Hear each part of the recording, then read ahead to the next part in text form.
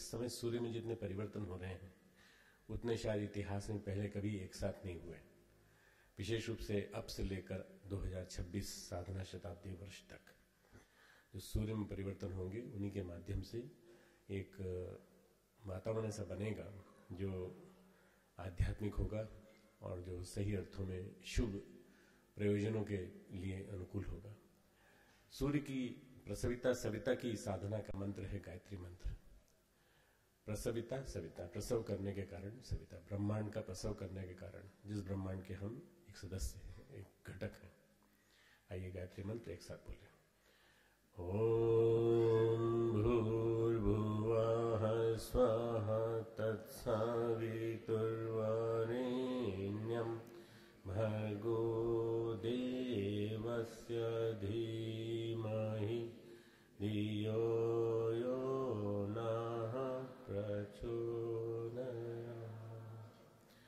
ओम गुरुर्ब्रह्मा गुरुर्विष्णु गुरुरेव महेश्वरः गुरुः साक्षात् परब्रह्म तस्मै श्री गुरुवे नमः। अखण्डमण्डलाकारं व्याप्तं येन चराचरं तत्पदं दर्शितं येन तस्मै श्री गुरुवे नमः। अखण्डमण्डलाकारं व्याप्तं येन चराचरं तत्पदं दर्शितं येन तस्मै श्री गुरुवे नमः। मातृवत् लालयित्री च पितृवत् मार्गदर्शिका नमोस्तु गुरुसत्तायै श्रद्धा प्रज्ञायुता च, श्रद्धा प्रज्ञायुता च। नववर्ष 2014 उसकी पूर्व संध्या वेला में यहाँ बैठे मंच पर विराजमान मेरे सभी बड़े भाई, सभी भाई शांति कुंज के कार्यकर्ता भाइयों बहनों, देवी स्वरूपा बहनों, शक्ति स्वरूपा माताओं, नववर्ष कल सुबह का प्रातःकाल का मनाने के लिए आए हुए हमारे शिविर में यहाँ निवास कर रहे हैं, शांति कुंज की ऊर्जा का लाभ ले रहे सभी भाइयों बहनों। यदि हम देखें तो ईसा में जो गुण था वही गुण हमारे परम पूज्य गुरुदेव में दिखाई पड़ता है।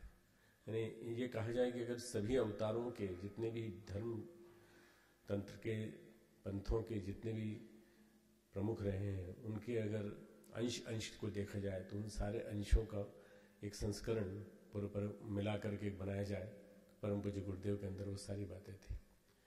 परम पूज्य गुरुदेव ने लिखा है, मेरी कई रातें सिसकते हुए बीती हैं। क्या किसी ने मेरा तकिया उठा करके देखा सुबह उठने के बाद कि रात भर में कितना रोया हूं। 1970-71 के अखंड ज्योति में गुरुदेव ने लोगों को रुला दिया था जब विदाई वर्ष में जा रहे थे। उनकी आयु उस समय 60 वर्ष थी। 60 वर्ष की आयु में उन्होंने विदाई ले ली और विदाई लेकर के पूरी तरह से गायत्री तपोभूमि को अलविदा कह दिया। उस गायत्री तपोभूमि को जिसको उन्होंने अपने पसीने से तप से खड़ा किया था। और उस समय उनके मन में कितनी व्यथा वेदना थी, विरह व्यथा थी, विरह वेदना थी कि उन्होंने लिखा कि विदाई की वेला और हमारी व्यथा वेदना, एक लेख माला 4 अंकों तक बराबर निकली, 71 तक प्रकाशित हुई। और उसमें उनका स्वरूप दिखाई पड़ता है कि करुणा और प्रेम वही अंतः जगत में निरंतर संव्याप्त रहा। बहुत लोगों ने उनके खिलाफ बोला भी कि ये गायत्री की मूर्ति क्यों बनाते हैं, सनातन धर्मी कैसे बन गए, आर्य समाजी थे कैसे बन गए, गायत्री मंत्र को सबके लिए करने वाले कौन होते हैं। पर गुरुदेव के ब्रह्म तेज के सामने कोई नहीं टिक पाया। किसी ने व्यक्तिगत टिप्पणियां भी की, आर्य समाज के लोगों ने भी टिप्पणियां की, परंतु गुरुदेव ने कभी किसी का विरोध नहीं किया, किसी के खिलाफ कुछ बोला नहीं। गुरुदेव अपनी बात कहते रहे और गुरुदेव के सामने फिर कोई टिक नहीं पाया। गुरुदेव ने कभी पब्लिसिटी नहीं चाही, कभी ये नहीं चाहा कि मुझे लोकप्रिय बनना है। अपना काम करते रहे क्योंकि उनका काम एक भगवत स्तर का काम था, एक वातावरण बनाने का काम था। परम पूज्य गुरुदेव ने जब अपने अनुष्ठान पूरे कर लिए, 24 लाख के 24 अनुष्ठान, गायत्री तपोभूमि का निर्माण कर लिया, वंदनीय माताजी को प्रथम दीक्षा दे करके ढेर सारे साधकों को दीक्षा दे करके 1953 से लेकर 1956 तक वातावरण का निर्माण कर दिया, नरमेद यज्ञ किया, सब कुछ किया, तो भी कुछ अंदर से मन में एक खालीपन सा महसूस हो रहा था। एक दिन जो उन्होंने हमें बताया वो बता रहा हूं आपको। एक दिन उन्होंने सोचा कि क्या मिला, क्या 24 लाख के 24 अनुष्ठान से सिद्धि क्या मिली। एक सामान्य मानवीय सोच एक असामान्य महामानव के मन में आई, आखिर सिद्धि क्या मिली हम सोचें कि 24 लाख के 24 अनुष्ठान की सिद्धि क्या मिली। तो अंदर से उनके गुरुदेव प्रकट हुए, दादा गुरु हमारे जिनको हम कहते हैं। उन्होंने कहा, देखना चाहता है कि क्या मिला तुझे, तू देखना चाहता है उसका प्रभाव कि क्या होता है, तो ऐसा कर, एक सामूहिक अनुष्ठान करा। एक सामूहिक ब्रह्मास्त्र अनुष्ठान चला और उसमें उन्होंने 1 वर्ष तक निरंतर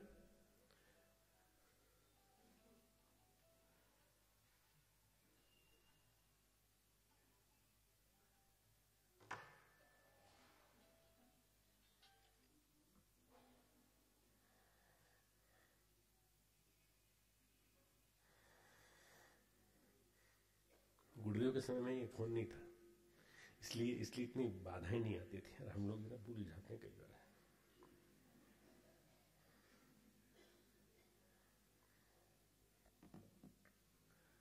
तो उन्होंने, गुरुदेव ने आदेश दिया, गुरुदेव ने, दादा गुरु ने, कि हर व्यक्ति से कहो कि एक संविधा लेकर के आए, हर व्यक्ति से कहो 1 साल तक अनुष्ठान करे, जप करे। कितना करे? मिनिमम 1.25 लाख का जप करे और रोज कम से कम आधा घंटे 1 घंटे के लिए सामूहिक साधना करें। 10 व्यक्ति भी मिल जाए तो बैठें, बातचीत करें और उसके बाद बातचीत करने के बाद बैठ करके फिर ध्यान करें, साधना करें। इस अंतरिक्ष से साधनात्मक ऊर्जा बरस रही है और उन सबको मिल रही है। और यही लोग आगे चल के 1958 के तुम्हारे सहस्त्र कुंडी यज्ञ में आएंगे और कोई नहीं आएगा। एक संविधा लेकर के आए, 1 चम्मच घी लेकर के आए और यही इसी संविधा और इसी घी से एक 1958 का सहस्त्र कुंडी ऐतिहासिक यज्ञ होगा। परम पूज्य गुरुदेव ने उस आदेश को निभाया। सहस्त्रांशु अनुष्ठान उन्होंने उसको नाम दिया और उस अनुष्ठान के माध्यम से एक व्यक्ति ने 1,000 साधक भी बनाए। आप कल्पना कीजिए कितना बड़ा प्रयोग चला होगा। 1 साल तक, 1.5 साल तक चला, 1.5-2 साल तक चला करीब, क्योंकि ये अनुष्ठान, ये निर्देश जनवरी 56 के थे, तो 57 और 58 के नवंबर तक, और इस 58 के नवंबर तक जब चला, उसके बाद जब अनुभव हुआ तब गुरुदेव ने देखा कि 10 लाख से ज्यादा साधक उस 1958 के ऐतिहासिक यज्ञ में आए। मिशन खड़ा हो गया, गायत्री परिवार खड़ा हो गया और तब उनके गुरुदेव उनके अंदर से प्रकट हुए और बोले, देखा चमत्कार, देखा तूने क्या कर दिया है, तूने पूरे भारत के लिए नव जागरण के लिए एक नया परिवार खड़ा कर दिया है। अब इस परिवार को आगे बढ़ा, इस परिवार को आगे बढ़ा। ये तेरी सिद्धि का सबसे बड़ा चमत्कार है।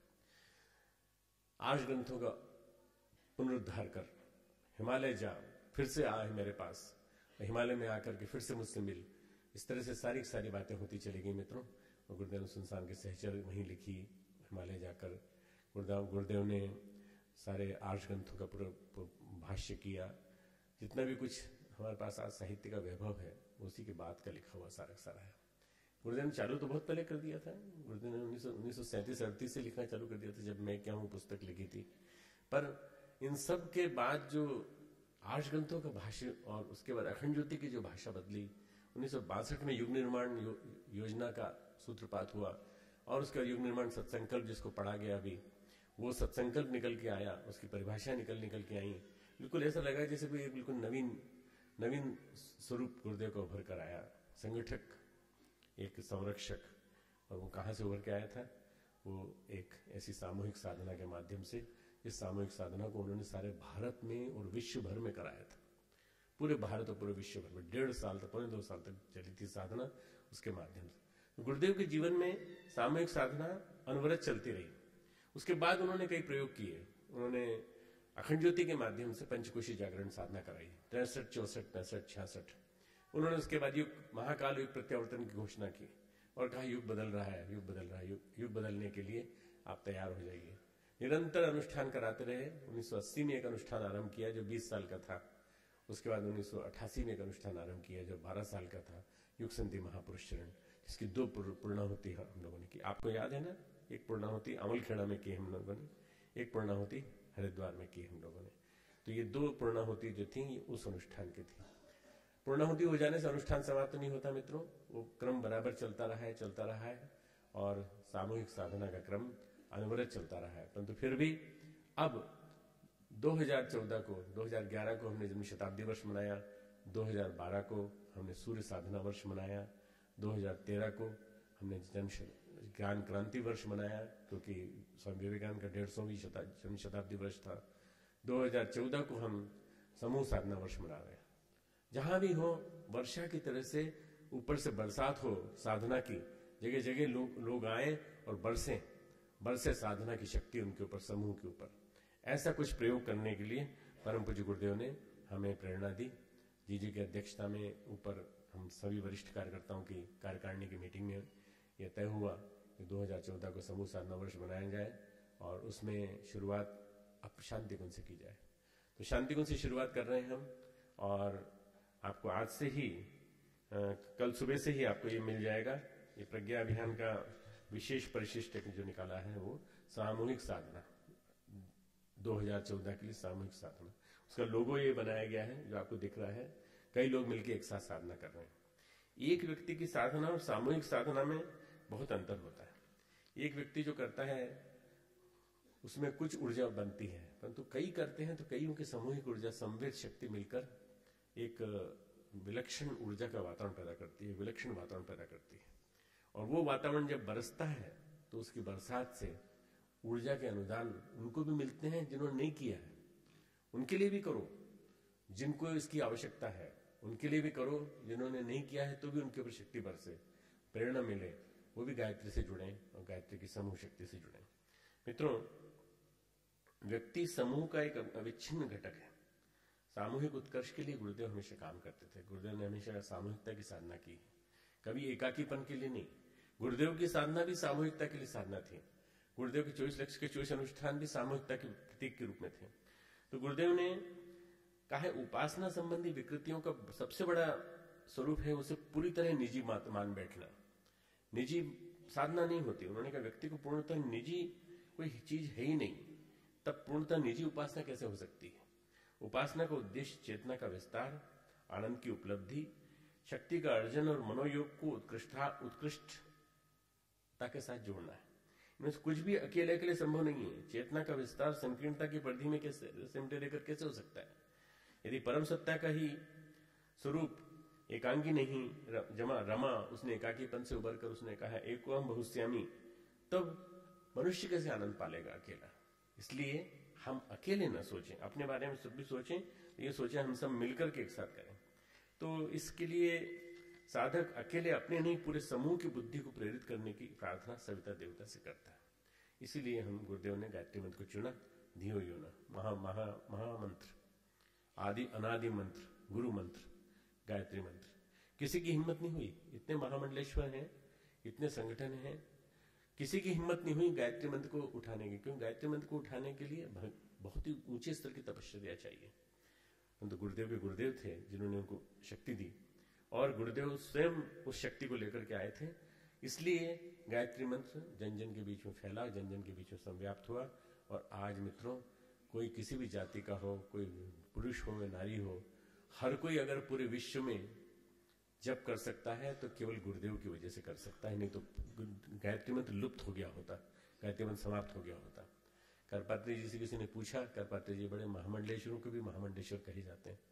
करपात्री जी से किसी ने पूछा कि आचार्य श्री राम शर्मा गायत्री मंत्र कराते हैं, सबसे कराते हैं, भीड़ में कराते हैं, सबको दीक्षा देते हैं, क्या सही करते हैं?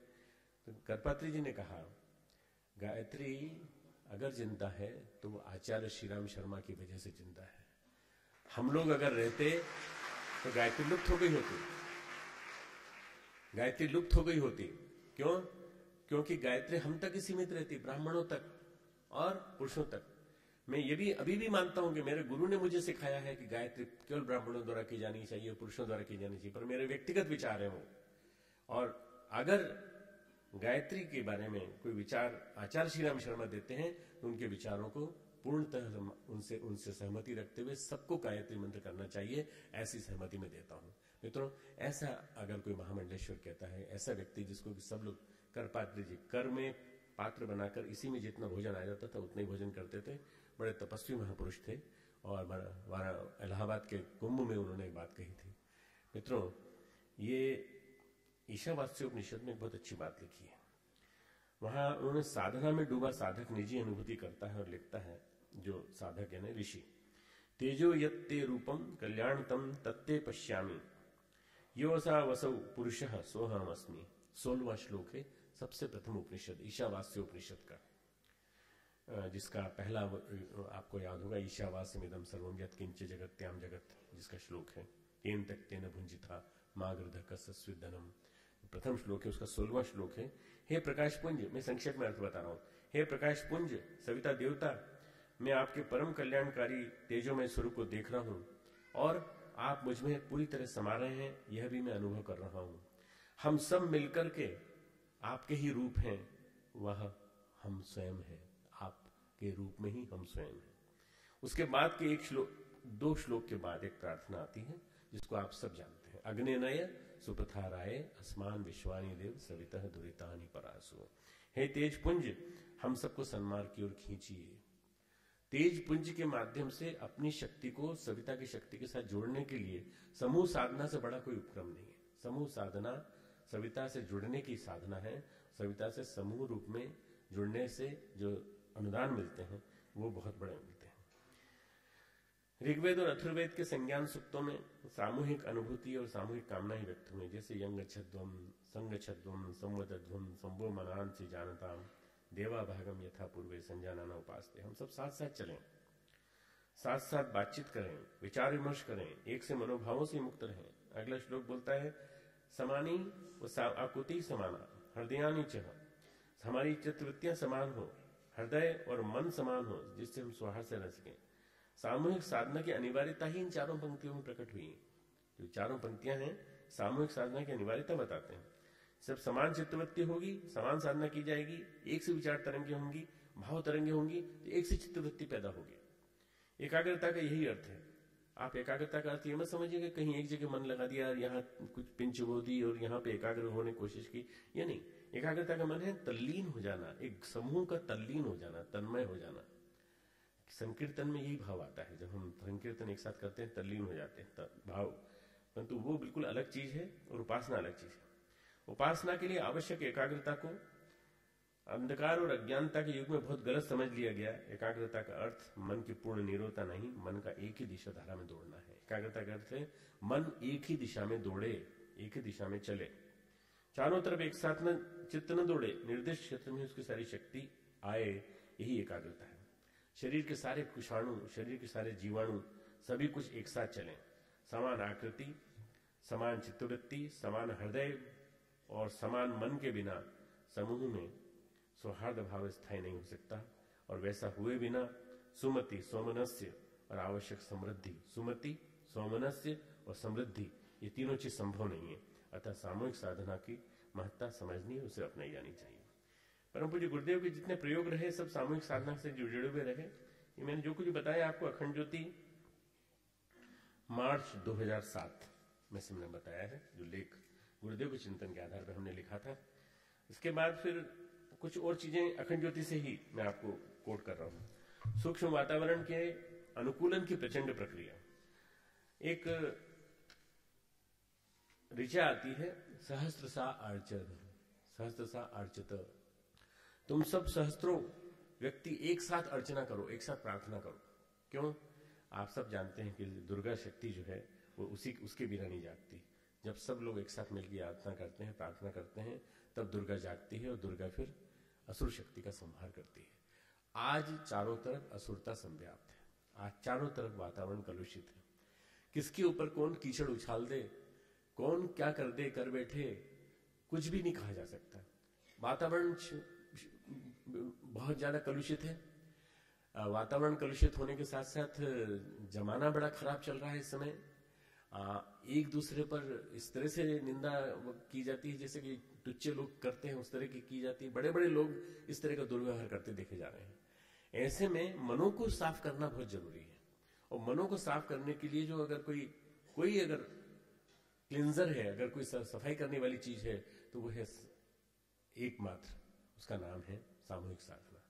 सामूहिक साधना से वो माहौल बनेगा, सामूहिक साधना से वो वातावरण बनेगा जिससे कि सारी शुद्धि होगी और सब साफ होता चला जाएगा। क्योंकि ऑटोमेटिकली हमें कुछ नहीं करना पड़ेगा, भगवान स्वयं अपने आप इस वातावरण को बराबर बड़ा बना देंगे, ठीक कर देंगे। भरत ने बहुत जिद की भगवान राम से कि भगवान आप मुझे भी ले चलें युद्ध में मेरे अपने साथ। रावण जैसे इतने बड़े पराक्रमी के साथ लड़ने में आपको कभी कुछ कमी महसूस हो, अकेला लक्ष्मण और राम आप, और ऐसे में आप रावण से लड़ेंगे, कैसे लड़ेंगे? तो आप मुझे साथ ले चलें, असुर बहुत हैं, यहां से वहां तक का सामना करने में ही असुरता आपकी परीक्षा ले लेगी, कृपा करके मुझे साथ लीजिए। तो भगवान राम ने कहा, नहीं भरत, तुम ऐसा करो, तुम जाके अयोध्या में जप करो, अयोध्या में तब तक अनुष्ठान करो जब तक कि लौट के नहीं आता। और जैसा आप जानते हैं कि भरत जो थे, उनको सही अर्थों में राम के बाद अगर किसी का नाम आता है तो भरत का नाम आता है। भरत ने पूरी तन्मयता के साथ भगवान राम की जो पादुकाएं थी सिर पे रख के ले गए थे, उन्हीं को रख करके उन्हीं के माध्यम से राज्य सिंहासन की पूजा की और राज्य सिंहासन नहीं अपनाया। और इतनी सादगी से, जैसे जिस सादगी से वो चित्रकूट में अपने जाते समय भारद्वाज के आश्रम से लेकर चित्रकूट तक की यात्रा में जहां से उन्होंने देखा था, जैसा देखा था राम सीता और लक्ष्मण को, वैसा ही वेशभूषा धारण करके जटाजूटधारी बनकर भरत ने भी तपस्या की अकेले। पर अकेले उन्होंने नहीं की, उन्होंने प्रेरणा दी पूरे अयोध्या वासियों को। अयोध्या वासियों ने सबने एक साथ मिलकर के अनुष्ठान किया, 14 साल तक अनुष्ठान किया, ताकि असुरता इतनी बड़ी मात्रा में फैली हुई है पूरे विश्व भर में, और ये असुरता लंकापति रावण की तंत्र की शक्ति और उसकी स्वयं की आसुरी शक्ति के कारण और उसके साथ जुड़े हुए हजारों लाखों असुर जो समाज में छाए हुए हैं, उनकी वजह से जो फैली है वो मिटे। तो इसके लिए उन्होंने क्या किया, उन्होंने सबसे आह्वान किया कि सारे अयोध्यावासी जप करें, सारे अयोध्यावासी तप करें, सारे अयोध्यावासी भी साथ में साधना करें। आप आश्चर्य करेंगे, तजी तजी भूषण भोग सुख जियत अवधि की आस। अपने आभूषण और भोग के सुख को छोड़ करके लोगों ने भगवान राम के अवध नरेश के आने की प्रतीक्षा की। और आपको आश्चर्य होगा कि 14 साल में एक भी बच्चा पैदा नहीं हुआ अयोध्या में। किसी ने काम वासना में रच लिया, 14 साल तक सब साधक की तरह से रहे। 14 साल के बाद जब भगवान राम आ गए, तब जाके पहली किलकारी गूंजी है, जब भगवान राम के आने के बाद राम राज्य घोषित हो गया। तब इसको कहते हैं तप।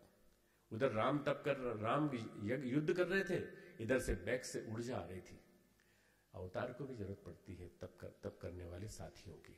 अवतार को भी आवश्यकता पड़ती है कि जन जन उनके साथ तप करे।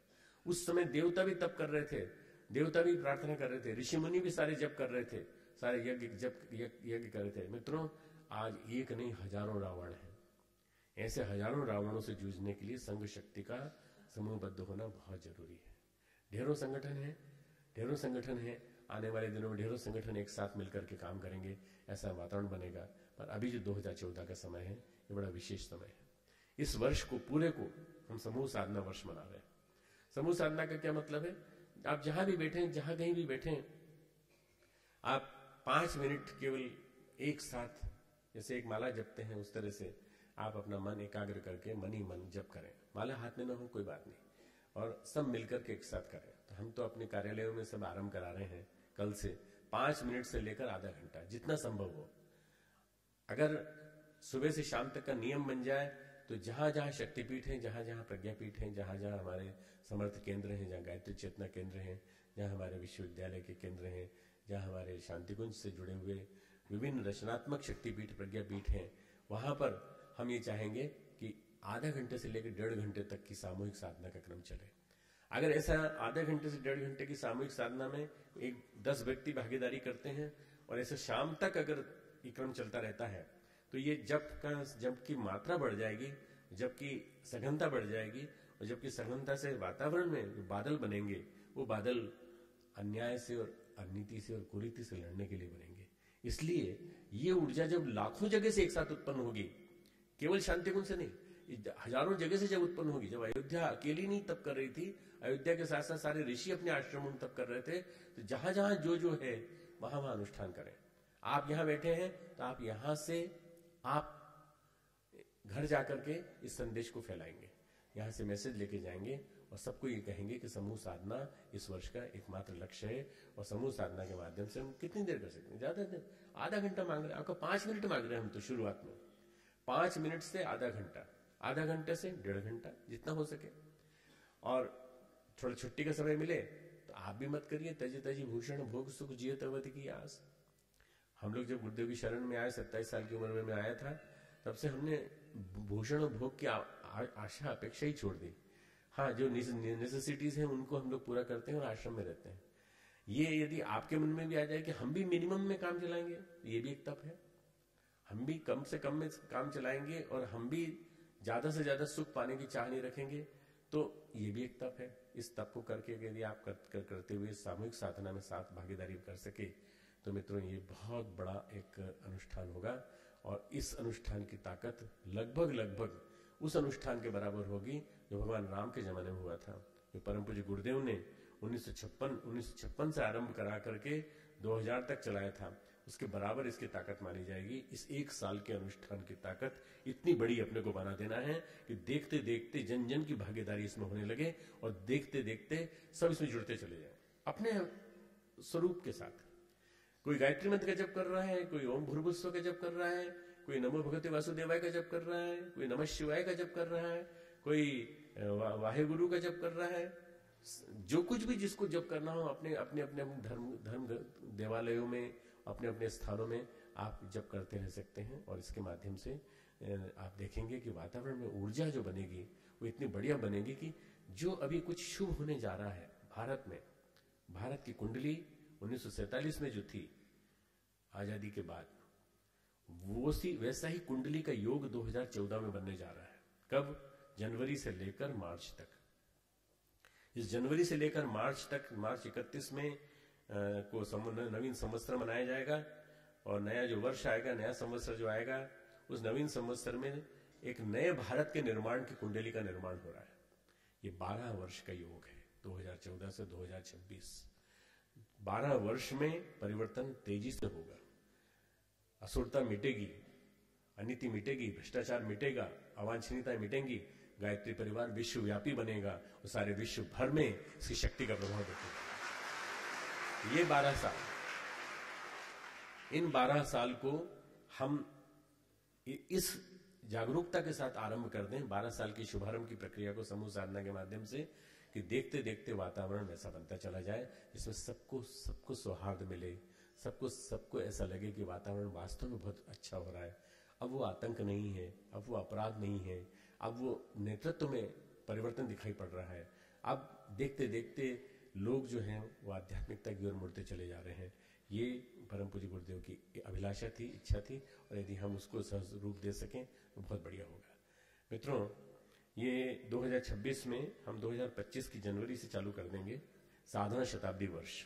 1 साल चलेगा पूरा, ये 1 साल 10 महीने चलेगा। और इसमें स्थान स्थान पर और भी बड़े बड़े प्रयोग करेंगे। वैसे इस साल भी हम लोगों ने प्रयोग किए हैं और हमारे बड़े भाई लोग बहुत सारे, हमारे वीरेश्वर भाई साहब भी गए, कपिल जी भी गए, हमारे डॉक्टर ओपी शर्मा जी भी गए। ये लोग सामूहिक साधना के प्रयोगों में गए हैं, 5-5 दिन के प्रयोग हुए हैं। इसमें 200 से लेकर 500 साधक हर स्थान पर 5 दिन तक एक साथ बने रहे और 5 दिन तक उन्होंने साधना की। ये क्या है? ये एक बाढ़ है, साधना की वर्षा, तेज मात्रा में वर्षा उस स्थान पर लाकर उस वर्षा को से साधना के तेज पुंज को अनुप्राणित कर देना, उस स्थान की भूमि के संस्कारों को बदल देना। ये तो एक प्रयोग हुआ, पर ऐसे प्रयोग इस 2014 में अगणित होंगे। हजारों स्थानों पे हम करेंगे, पर हम कुछ बड़े प्रयोग भी करेंगे। हम कुछ बड़े प्रयोग भी करेंगे जिसमें हम सब जाएंगे एक साथ, हम सब एक साथ मौजूद रहेंगे और वहां बड़े बड़े प्रयोगों में। और ये यज्ञ नहीं होगा, ये एक प्रकार का सही अर्थों में समूहबद्ध हो जाना, संघबद्ध हो जाना, यही एक प्रकार का मानसिक यज्ञ है। जप यज्ञ जो कहा गया है या सामूहिकता का यज्ञ कहा गया, वो एक प्रकार का यज्ञ है। ये यज्ञ का क्या अर्थ है मित्रों? आप तो जानते ही हैं। यज्ञ है दान, देव पूजन, संगतिकरण, अपने समय का दान, अपने व्यक्तित्व को व्यवस्थित बना लेना, और संगतिकरण, साथ साथ बैठना, साथ साथ बैठ के परमात्मा से उज्जवल भविष्य की प्रार्थना कर रहे हैं। यही एकमात्र लक्ष्य यज्ञ का है। और वो यज्ञ जब हम करेंगे तो मित्रों इस यज्ञ के माध्यम से वातावरण बदलेगा। मेरा ऐसा विश्वास है कि परिवर्तन की प्रक्रिया गतिशील हो रही है, बड़ी तेजी से गतिशील हो रही है। ये समय बड़ा विशेष आया है, 12 साल का। इस 12 साल के समय को आप आशावादी दृष्टिकोण के साथ मान के चलिए। इस समूह साधना में आशावाद भी जुड़ा है। आशावाद ये कि जमाना नया आ रहा है, उज्जवल भविष्य आ रहा है। परम पूज्य गुरुदेव ने नारा ऐसा नहीं दिया था 21वीं सदी उज्जवल भविष्य, सोच समझ के उन्होंने कहा था। उन्होंने कहा था 21वीं सदी में उज्जवल भविष्य आकर के रहेगा, कोई रोक नहीं सकता इसको, कोई रोक नहीं सकता। कई बार जब ऐसी घटना घटती हैं, ढेरों अनेकों घटनाएं घटती हैं, आतंकवाद की, उग्रवाद की, और भ्रष्टाचार की, और पारस्परिक विद्वेषों की, ईर्ष्या की, आपसी लड़ाइयों की, और सारे विश्व में दुनिया भर की परिस्थितियां विषम हो रही, दुर्बुद्धि बड़ी तेजी से बढ़ती चली जाती है। ये असुरता का बढ़ता हुआ स्वरूप है। इस बढ़ती हुई असुरता से निपटने के लिए समूहबद्धता को बढ़ाना पड़ेगा, और समूहबद्धता को बढ़ाते हुए हमें समूह साधना को महत्व देते हुए आगे बढ़ाना पड़ेगा। मित्रों, हमें ये जो संदेश है ये जन जन के बीच में फैलाना है कि समूह साधना ही एकमात्र लक्ष्य है। परम पूज्य गुरुदेव ने एक विशेषांक लिखा था, मैं उसका आपको 1983 के अगस्त माह का विशेषांक है। इसका नाम था प्रज्ञा पुरुषचरण विशेषांक, 1983 अगस्त का विशेषांक। और उस अगस्त के विशेषांक में गुरुदेव लिखते हैं, जो उन्होंने लिखा है वो आपको पढ़ के सुनाना इसलिए जरूरी है कि आपको इसको पढ़ने के बाद बहुत ही कुछ नई बातें समझ में आएंगी। फिर से पढ़ेंगे आप चाहें तो इंटरनेट पे जाकर इसको डाउनलोड कर सकते हैं, इसको देख सकते हैं, पुराने अंकों को मांग सकते हैं। एक चिंतन, एक प्रयास जब आंधी की तरह चलता है तो सारे वातावरण को हिला कर रख देता है। इसका एक उदाहरण युद्धोन्माद, मॉब मेंटेलिटी के रूप में देखा जा सकता है। ऐसी स्थिति में दिमाग पर मात्र लड़ने का आवेश छाया होता है। हवा में तेजी और गर्मी कुछ ऐसी होती है जिसके कारण सामान्य व्यक्ति भी सम्मोहित होकर असामान्य पुरुषार्थ करते देखे जाते हैं। स्वतंत्रता उस आंधी की परिणति थी जो महात्मा गांधी की सत्याग्रह आंदोलन से पैदा हुई। अब आगे गुरुदेव कहते हैं कि मुस्लिमों की नमाज का एक सुनिश्चित समय होता है। अजान का समय होते ही जो व्यक्ति जहां भी है तुरंत अपनी उपासना का शुभारंभ कर देता है। तो ये बात मैंने स्वयं देखी अपनी आंखों से कि हर एयरपोर्ट पे, पूरे इंटरनेशनल अंतर्राष्ट्रीय एयरपोर्ट जितने भारत के बाहर हैं, हर जगह नमाज का स्थान नियुक्त है। वहां जैसे समय होता है 5 बार वो नमाज वो लोग करते हैं, और 5 बार वो 5-5 मिनट के लिए अपने बैठ करके प्रार्थना करते हैं, फिर अपना बाईं तरफ मुंह, दाईं तरफ मुंह, और ऐसा करके, और मक्का की तरफ मुंह करके करते हैं। गुरुदेव ने हमारे लिए भी 5 नमाज निर्धारित की है। अगर आपने सुना हो तो क्या है हमारे लिए 5? सुबह से शाम तक सुबह का ध्यान जिसमें गुरुदेव ध्यान कराते हैं। उसके बाद हम लोग उस ध्यान को अगर न समझ पाए तो बात अलग है। सुबह का ध्यान हमारे सबके लिए बहुत उपयोगी है। ध्यान के साथ साथ, सुबह के ध्यान के साथ साथ उठते ही नया जन्म, गुरुदेव ने प्रार्थना के लिए कहा कि तुम सो के उठते हो तो नहाने के पहले करना चाहो तो बिस्तर पे बैठे बैठे कर लो, या फिर तुम नहाने के बाद कर लो, और जब तुम जग जाओ, पूरी तरह जागरूक हो जाओ। हर दिन नया जन्म और आत्मबोध की साधना, तुम कौन हो, किस लिए आए हो धरती पर। ये 2 प्रार्थना सवेरे की, एक प्रार्थना दिन की, जिसमें कि दीपक के ऊपर ध्यान केंद्रित करके वंदनीय माता जी के स्वर में मंत्र योग होता है। यहाँ 1:45 से, यहाँ पर जो रोज प्रातःकाल होता है, रोज दिन में होता है 1:30 से 1:45। उसके बाद आप इस साधना को शाम को नादयोग की साधना के रूप में सुनते हैं, 5वीं चौथी साधना। और पांचवी हमारी जो नमाज है, 5वीं हमारी जो साधना है, वो है हमारी सोते समय की तत्वबोध की साधना। हमारा हर दिन नया जन्म, हर रात नई मौत, हर रात नई मौत। आज हमारी नई मौत हो रही है। सुबह से शाम तक की गई बातों को भूल जाइए। कोई अनाप शनाप निकल गया हो तो उसके लिए प्रायश्चित करिए, और ये कहिए कि अब हम कल ये नहीं करेंगे, कल हम नए सिरे से चिंतन करेंगे, नए सिरे से सोचेंगे, नए सिरे से अपनी बातचीत सोचेंगे। तो ये 5 जब सुबह से शाम तक किए हैं तो हमें भी अपने जीवन में इस प्रकार की नियमितता का स्वरूप रखना चाहिए। गुरुदेव आगे कहते हैं मित्रों, इसमें बहुत बढ़िया बात कहते हैं गुरुदेव, प्रज्ञा पुरुषचरण के बारे में बात कहते हैं कि संसार के 50 व्यक्ति भी यदि एक साथ एक शब्द का 3 घंटे तक उच्चारण करें तो उससे 6000 खरब वाट विद्युत शक्ति पैदा होगी। सारे विश्व में घंटों तक इसका प्रकाश उत्पन्न किया जा सकता है। इसीलिए श्रुति ने आदेश दिया है, सहस्त्र सा कर्मचत। हे पुरुषों, तुम सभी सहस्त्रों मिलकर देवार्चन करो। वस्तुतः सामवेद और ऋग्वेद समस्त ऋचाएं सामूहिक गान है।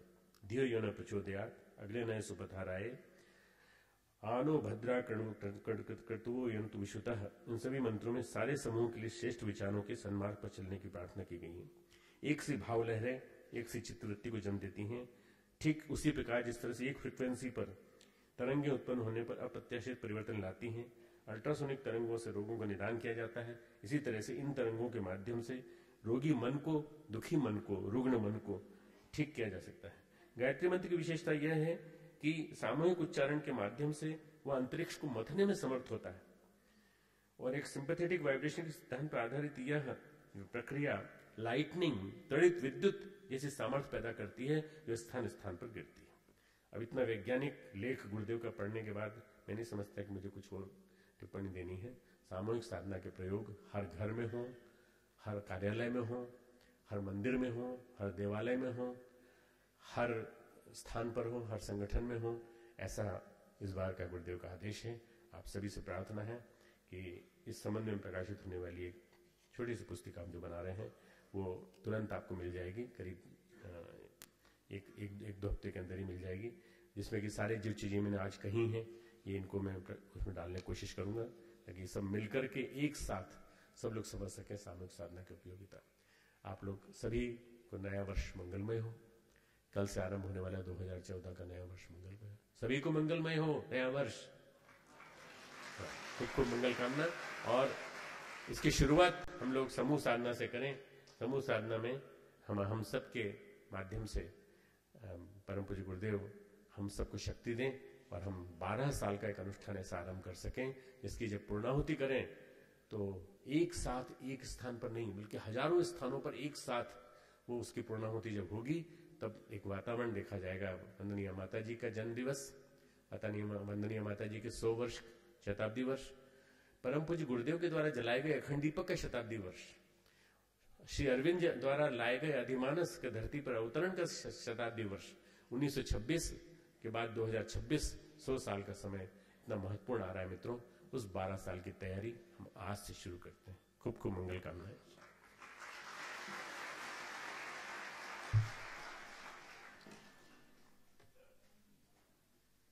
सधे डॉक्टर साहब को बहुत बहुत साधुवाद। और भाइयों इसी के साथ में एक छोटा सा विमोचन है साधना समूह साधना वर्ष 2014 के उपलक्ष्य में। सधे डॉक्टर साहब से बड़े भाइयों से निवेदन करेंगे विमोचन करने का।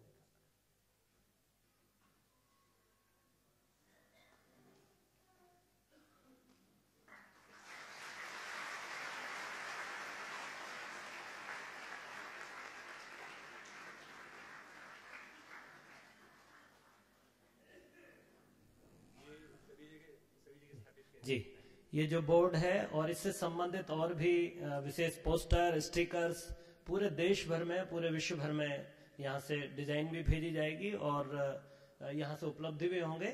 सभी शक्तिपीठों पर, सभी संस्थानों पर, प्रज्ञा मंडलों में, युवा मंडलों में इनकी स्थापना होगी और नियमित रूप से सामूहिक साधना का क्रम हम लोग शुरू करेंगे वर्ष 2014 में।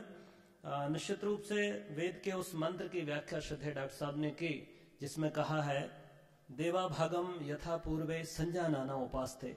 निश्चय ही देवताओं ने कभी मिलकर ऐसे प्रयोग किए थे जिनके परिणाम बहुत सुखद थे। हम सबको भी एक नवयुग के सृजन के लिए, नवयुग के अवतरण के लिए प्रचंड प्राण ऊर्जा की आवश्यकता होगी। इस हेतु श्रद्धेय डॉक्टर साहब ने वर्ष 2014 को समूह साधना वर्ष के रूप में आयोजित करने का संकल्प हम सबसे दोहराया है। आइए मैं निवेदन करूंगा, मेरे साथ उद्घोष लगाइए। मैं बोलूंगा समूह साधना वर्ष 2014, आप बोलेंगे सफल हो सफल हो सफल हो। समूह साधना वर्ष 2014, समूह साधना वर्ष 2014, समूह साधना वर्ष 2014। और निश्चित ही बहुत सारे प्रयोग विगत वर्ष से चल रहे हैं।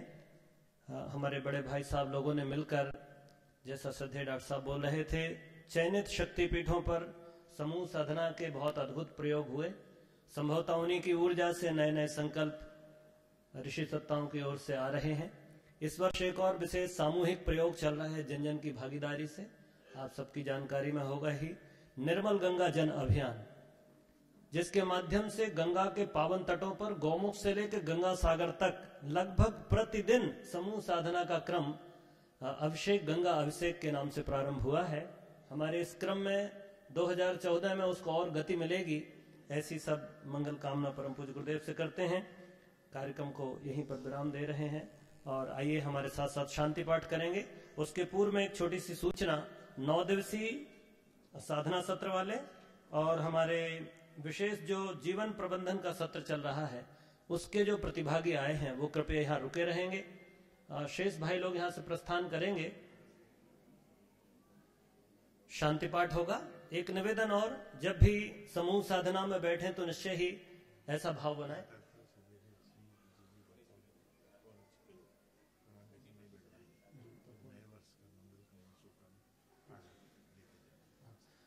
कल नया वर्ष 2014 का शुभारंभ है। हर वर्ष की भांति इस वर्ष भी श्रद्धेय डॉक्टर साहब, श्रद्धेय जी हम सबको शुभकामनाएं, मंगल कामनाएं देंगे। तो सुबह पौने 6 बजे से सुबह पौने 6 बजे से ही श्रद्धेय डॉक्टर साहब और श्रद्धेय जी हम सबके दर्शन के लिए उपलब्ध रहेंगे कक्ष में। तो सभी भाई लोग 9 वर्ष का मंगल कामना का कार्ड भी साथ लेते जाइएगा। आइए शांति पाठ करें और इस भाव के साथ में कि हम जब समूह साधना में बैठें तो पूज्य वर्ग के अनुदान बरसते हुए अनुभव करें, उनकी गोद में बैठे हुए अनुभव करें और एक संकल्प मन ही मन दोहराएं कि हम अपने आचरण से, अपने विचार से, चिंतन से, चरित्र से भगवान की गुरु दक्षिणा चुका रहे हैं। ऐसा भाव विकसित हो तो निश्चय ही आने वाला वर्ष हम सबके लिए बहुत सौभाग्यशाली होगा। पुनः आप सबके लिए वर्ष 2014 की बहुत मंगल कामनाएं। शांति पाठ। ओम देव शांति अंतरिक्ष ग्वं शांति पृथ्वी शांतिरापः शांतिरौषधयः शांतिः वनस्पतयः शांतिर्विश्वे देवाः शांतिर्ब्रह्म शांतिः सर्वगं शांतिः शांतिरेव शांतिः सामा शांतिरेधि। ओम शांतिः शांतिः शांतिः सर्वारिष्ट सुशांतिर्भवतु। बोलिए परम पूज्य सद्गुरुदेव की, परम वंदनीय माता जी की, शांति कुंज हरिद्वार की, सत्य सनातन धर्म की, भारतीय संस्कृति की, भारत माता की, परम पूज्य सद्गुरुदेव की। हम बदलेंगे, हम सुधरेंगे, एक बनेंगे,